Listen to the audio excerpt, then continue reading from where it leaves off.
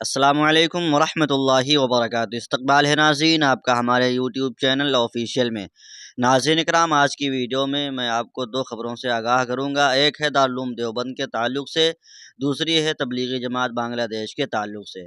تو پہلی خبر کی طرف بڑھتے ہیں۔ مخدوم گرامی استاد الاساتذہ حضرت مولانا علامہ قمر الدین صاحب گورکھپوری شیخ الحدیث دارالعلوم دیوبند کا آج دیوبند میں انتقال ہو گیا ہے۔ انا للہ و انا الیہ راجعون۔ رب کریم حضرت الاستاذ کی مغفرت فرمائے، جملہ علمی و نسبتی لواحقین کو صبر جمیل کی توفیق دے، مادر علمی کو حضرت کا نعم البدل نصیب فرمائے، آمین ثم آمین یا رب العالمین۔ ناظرین کرام، اب بڑھتے ہیں دوسری خبر کی جانب۔ بنگلہ دیش کے تبلیغی اجتماع کے فساد سے دنیا بھر کے مسلمانوں میں سخت تشویش ہے اور آوازیں اٹھنے لگی ہیں کہ جب تک ان کا آپسی اتحاد نہ ہو، تبلیغی جماعت کی تمام سرگرمیاں مکمل طور پر بند کر دی جائیں۔ اگر کام کرنا ہی ہو تو مسجد سے اس کا کوئی تعلق نہ رہے، اس کی تمام سرگرمیاں اسی انداز پر چلائی جائیں جس طرح مستورات کی جماعت چلائی جاتی ہے۔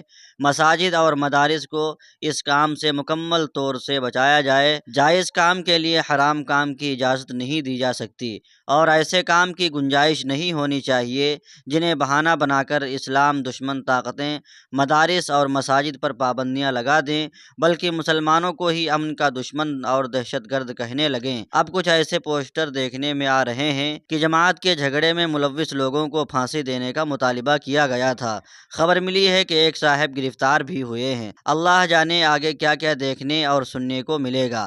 حیرت تو یہ ہے کہ اتنا بڑا حادثہ ہونا تو یہ چاہیے تھا کہ دونوں گروپ اس کا کوئی مستقل حل نکالتے، اس کے دونوں بڑے ساتھ ملتے اور مل بیٹھ کر کوئی متفقہ اعلانیہ جاری کرتے، لیکن افسوس ہے کہ ادھر سے بھی خاموشی ہے اور ادھر سے بھی سناٹا ہے۔ اس دوران درمیانی درجے کے لوگ ایک دوسرے پر الزام تراشیاں کر رہے ہیں۔ کوئی عمارت والوں کو مجرم بتاتا ہے تو کوئی شورا والوں کو کٹہرے میں کھڑا کرتا ہے۔ اس طرح کے حادثات کی طرف حضور علیہ الصلاۃ والسلام نے پہلے ہی متنبہ کر دیا تھا اور ہوشیار کر دیا تھا کہ ایسا ہرگز نہ کرنا۔ ابو بکرہ رضی اللہ تعالی عنہ نبی پاک صلی اللہ علیہ وسلم سے روایت کرتے ہیں کہ آپ صلی اللہ علیہ وسلم نے فرمایا، جب دو مسلمان ملیں اور ان میں سے ایک اپنے بھائی پر اسلحہ تان لے تو وہ دونوں جہنم کے کنارے ہوتے ہیں۔